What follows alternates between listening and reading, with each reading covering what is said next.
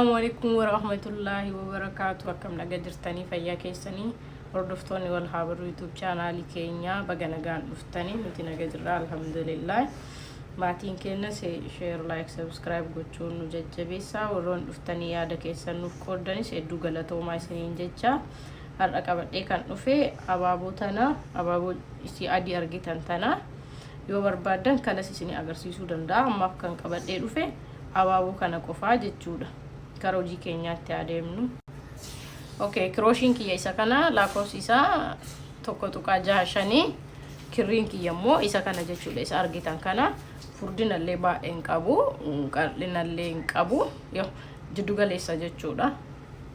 Amma gara hojii keenyaatti yoo deebinu jalqaba tana hojjannaa jechuudha. Isii kun isii tana hojjannaa jechuudha. Tana jidduu keessaa tana hojjannaa. Isii hojjechuudhaaf wanti jalqaba goonu akkana goonee asiin finnee akkana goonee hidhu guduun fuullee hin dandeettan garuu namni hunduu akkuma fedha isaati hojaa waan ta'eef an akkana hojaa yeroo baay'ee maal goona sansal 8 hojjannaa jechuudha. Okay, sansal 8 hojjannaa jechuudha. 1 2 isin mul'ata. Sansal 8 jechuun oluma dha'uudha. 3 4 5 6 7 8 eega sansal 8 kan hojjannee booda finnee isii jalqabaa tana iddoo jalqabne san wal qabsiisnaa jechuudha. Asitti homaa osoo hin godhin finnee tana akkanumatti wal qabsiisnaa jechuudha.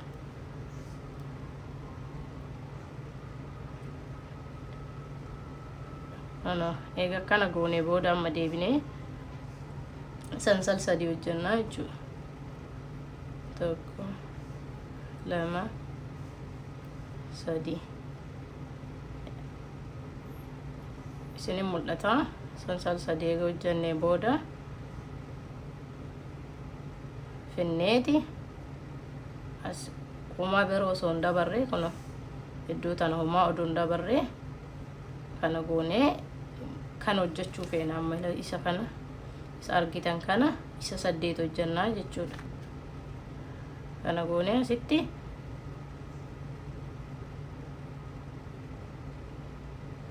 eega kana gooneen booda okay sorry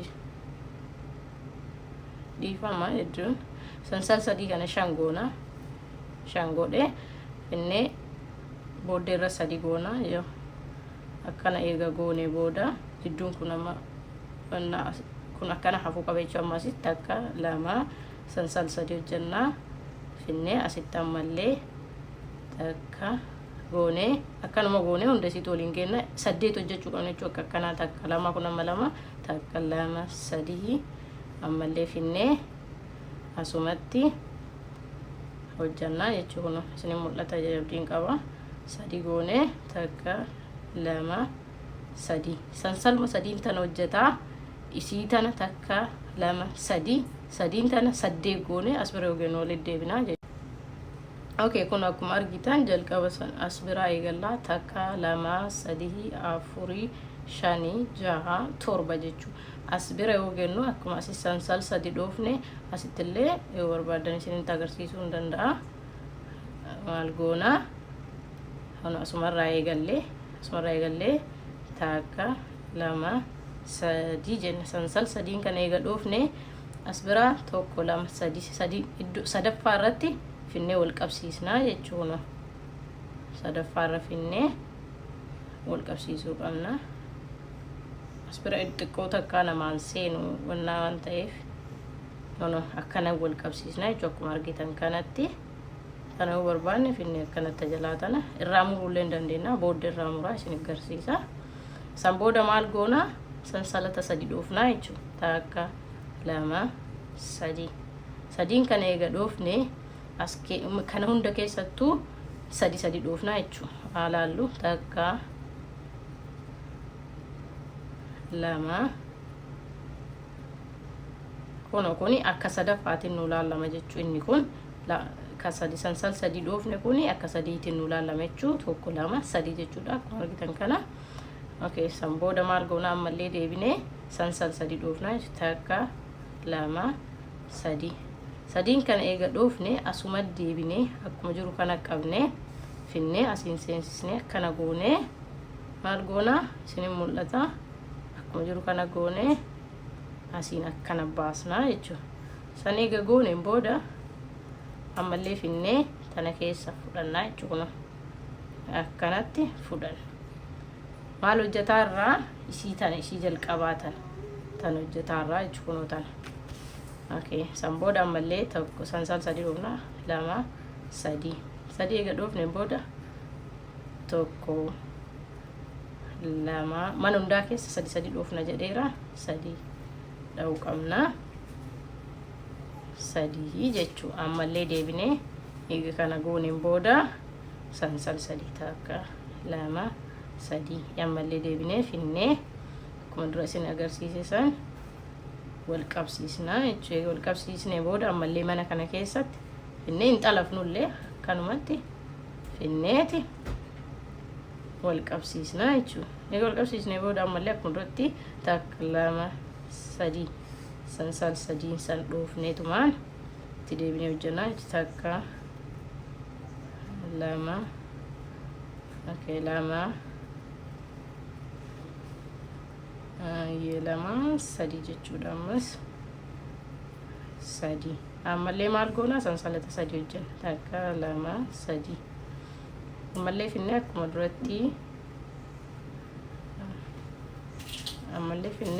duratti asitti wal qabsiisnaa jechuudha. Akkanumatti wal qabsiisaa deemna. Dhiifama kirriin yeroo darbee luxubataa nama jala sadii sansala sadii finnee kun akkuma argitanii kanatti wal qabsiisna jechuudha. San booda ammallee maal goona finnee asiin xalafnee qabsiisna jechuudha. Ammallee takka 2 sadii akkanumatti takka 2 sadii takka 2 sadii 4 5 shanan kana irratti kam akkana hojjettanii jechuudha. Kam akka jalqabsinu jedhee walitti deebina. Okay, kun akkuma argitan kana waliin gahee jira. Tun jechuun isii jalqabaa tana jechuu kunuuta amma gubbaarra mul'atu tana haala kufnu 1 2 3 4 5 6 7 8 egaa as geenne booda wanti nu goonu isin mul'ata. Kana akkanumatti egaa akka dura sanitti xalaftanii booda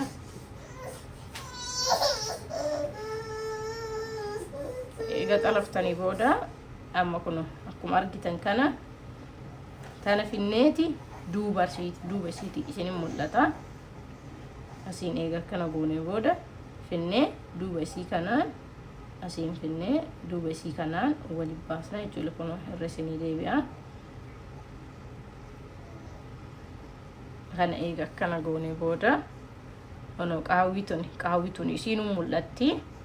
Qaawwatana finnee asiin kun finnee eega akkana goone booda qaawwa kana keessa eega galchine booda duubarra deebisnee akkana xalafna jechuudha.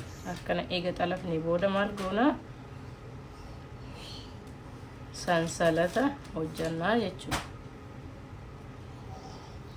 Duubarra deebinee akkuma argitan kana asiin kun baay'ee namatti mul'ataniif irra isinii deddeebi'uu barbaadeeti. Tana kun agartanii qaawwatana fiddanii asiin akkana gootanii eega baastanii booda duubatti hojjannaa jechuudha. Maal hojjannaa sansal sadii takka sansala sadiin eegallee amma meeqa hojjannaa sansalata 5 hojjannaa jechuudha. Takka 2 3 4 5 sansal 5 kan eega hojjannee booda as finnee kun isin mul'ata. Kanan agartu innu qaawwan qaba. Qaawwa isaa lamaan kana asiin fiddanii kun qaawwi isaa duubaan mul'ata. Akkana hojjettan taanaan qaawwi isaa duubaan mul'ata. Fiddanii akkana gootanii asiin fiddanii akkana gootu jechuudha. Eega akkana gootanii booda fiddanii walitti xalaftanii ammallee maal goona sansalata 5 takka 2 3 4 5 sansal 5 eega hojjannee finnee ammallee akkuma duratti san duubumarraa qaawwi isin mul'ata. Yoo akkanatti hojjetan ufumaan isiniif gala. Ijaan ulaalanti goonannaa jedhu fakkaata. Qaawwi kun asiin duubaan fiddanii asiin akkana keessa seensitanii fiddanii xalaftuu jechuudha. San booda akkana eega gootanii booda ammas sansalti 5 hojjettu. Takka 2 3 4 5. Okay, ammallee akkuma duratti finnee kuno qaawwiin nu mul'ata. Finnee asiin baasnee asiin eega finnee ammas akkuma duratti takka 2 2 3 4 5. Ammallee akkuma duratti isaan qaawwi isaa waan mul'atuuf nama dhibu takka wannaa isaa argannaan karaa isaa argannaan asiin finnee asumaan walitti qabsiisnee takka 2 3 4 5. Ammas finnee akkuma duratti walitti qabsiisnaa jechuu qaawwi isaa waan mul'atuuf baay'ee nu dhibu. Kuno qaawwuma kana seera kanaan hojjannaan takka illee isin dhibu fiddanii walitti qabsiistan jechuudha. Amma meeqa naafe sadii takka 2 sadii kana naafe akkanuma hojjettanii waliif finnaa jechuudha. Okay, kun amma finne suuraan isaa duubni isaa amma hunduu wannaa 5 qaba. Sansal 5 qaba. Kanaaf amma maal goona as bira yoo geennu ammallee finne asiin hin jira qaawwi hafe hin jira jechuudha. Kun qaawwi ennuun beeksisaa finne qaawwatana keessa eega xalafnee booda finne maal goona mana kana walitti dachasnaa jechuudha. Akkana eega goona akkana goona jechuudha. Finne maal goona ammoo sansal 3 takka 2 3 sansal 3 eega hojjannee kun haanni isaa 5 hojjanna jechuudha. Takka 2 3 4 5. Ammallee sansal 3 eega hojjannee okay finne akkuma dura asitti xalafni san xalafnaa jechuudha. Kunoo finne kana wal qabsiisna jechuudha. Amma finne amma eega san xalafnee finne mana kanallee walitti isin mul'ata. Kunoo kan eega kana xalafnee asitti illee finne walitti xalafnaa jechuudha. Kana goone sansal 3 2 3 5 goona jechuudha. As keessatti illee 5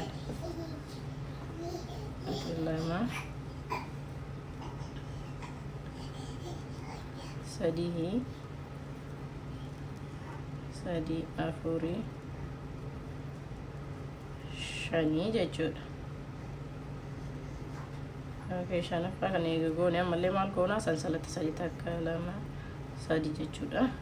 Finne ammallee maal goona asitti akkanumatti akkuma dura isin mul'ise akkana finne asiin akkana goona jechuudha.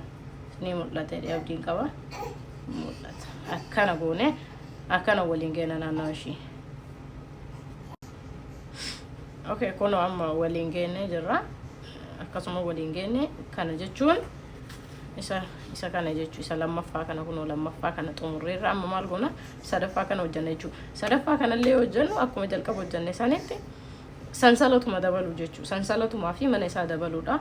As bira yoo geenne maal goona kuno qaawwi isin mul'ata. Qaawwa kanan argitu fiddanii duubaan akkana gootanii fiddanii asiin akkan eega gootanii booda wal qabsiistu jechuudha. Akkanatti akkana eega wal qabsiistanii asiin baastanii sansalata dura 5 hojjannee mi amma 6 goona jechuudha. Takka takka dabalaa deemna.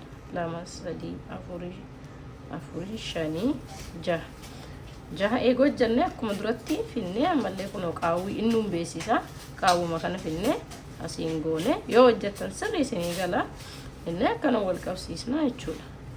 Takka 2 3 4 5 6 ammallee akkuma duratti isaan finne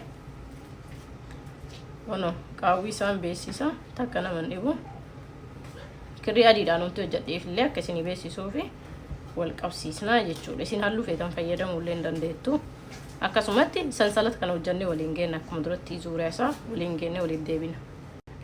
Kuno akkuma argitan kana waliin ga'e jechuudha. Ammallee kuno takka 2 3 4 5 6 7 8 affaarratti akkasumas sansalata 6 hojjee waliin ga'eera. Finne akkuma dura isin agarsiise asumaan finne kuno wal qabsiisna. Hin beeksisa iddoon isaatu hin beeksisa. Kuno akkuma agartan kana iddoo wal qabsiistu jechuudha. Finne akkana wal qabsiisna. Wal qabsiisneen booda maal goona sansalata 3 hojjannaa jechuudha. Akkuma dura jalqabsan tokko lama sadii eega hojjannee booda as keessatti kana keessatti 6 hojjannaa jechuudha. Takka lama sadii afur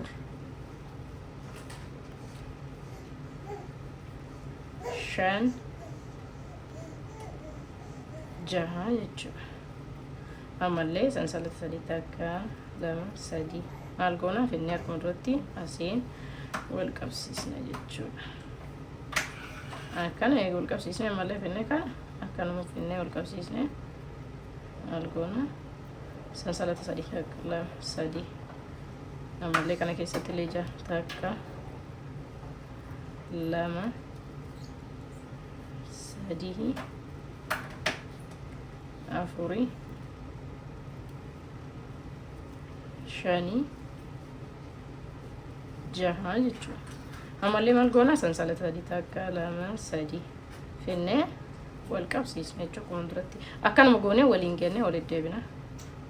Okay, kun amma sadaffaallee hojjannee waliin geenne amma as birattillee arfaffaa isaallee mana arfaffaa isaarree akkuma duratti isaan goona jechuudha. Wanti jijjiiramu hin jiru. Finneetumaan kun akkuma argitan kana wal qabsiisuu qabna jechuudha. Fiddanii ani gootanii booda isaan gootaniifa. Fiddanii egaa kana gootaniin booda hin jira asiin qaawwiin jira qaawwiin jira yoo hojjettan isinuu qaawwa irratti argitanii fiddanii qaawwa kanaan walitti qabsiistanii duubumaan baastanii jechuudha. Duubumaan akkana gootanii tana fiddanii kun asiin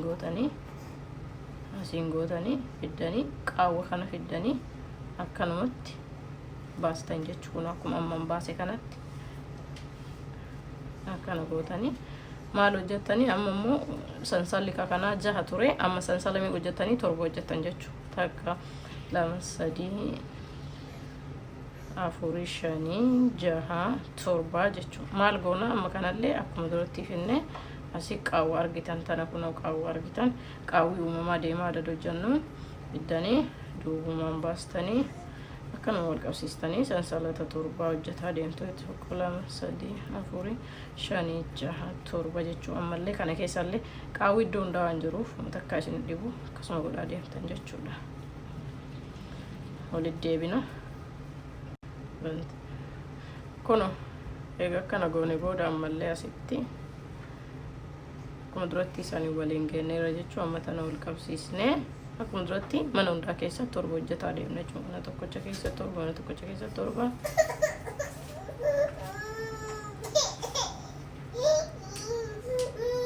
sadii hojjannaa jechuudha.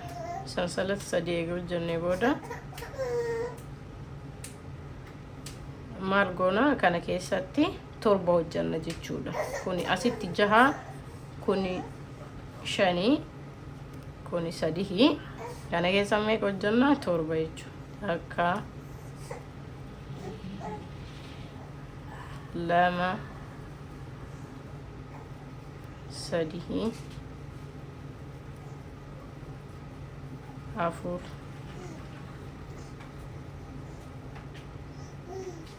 shan jaha torba jechuun meeqa tokko lama sadii afur shan jaha torba jechuudha. As bira sansalata sadii sansal sadii tana dagachuun qabdanii ababaa kana hojjettan isii kabareechisu sansal sadiin tana jechuudha. Fiddanii wal qabsiistan jechuudha.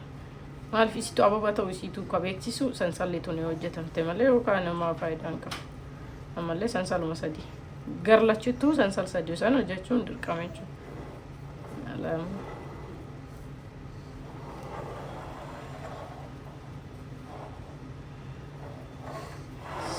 Sadii afur shan jaha torba tokko lama sadii sansalatan hin dagatinaa yeroo kamuu taana isin dagatinaa irra deddeebitanii ilaaluu hin dandeetta yoo isin galu baate san booda inni isin galaa akkanuma goonee itti finna jechuudha. Walitti deebina. Okay, kun amma xumuree jira akkuma agartan kana haaluma kanaan dhumarra yoo geettan bakka tana yoo geettan kun heddanii kana gootanii akkanuma gootanii jechuudha. Heddanii akkanumatti akkuma duraa sanii wal qabsiistu jechuu qaawwuma duraa kun qaawwiin jira. Heddanii wal qabsiistanii jechuudha. Qaawwuma tanaan wal qabsiistu kun akkanuma wal qabsiistu kumataniituma karama salphatti abaaboo hojjannee jechuudha. Tana asiin tajirtu tana akkana goone walitti bunnee irraa maqasiidhaan ciruu dandeenya. Caafii isii guduunfine akkas goone booda maqasiidhaan irraa cirraa jechuudha. Akkuma agartan kana booddeen ishii akkanatti abaaboo taati jechuudha. Kanallee akka maqasimaan ciruudha irraa goduunfitanii gootan booda kun akkuma agartan kana akkanatti abaaboo tana hojjannee jechuudha.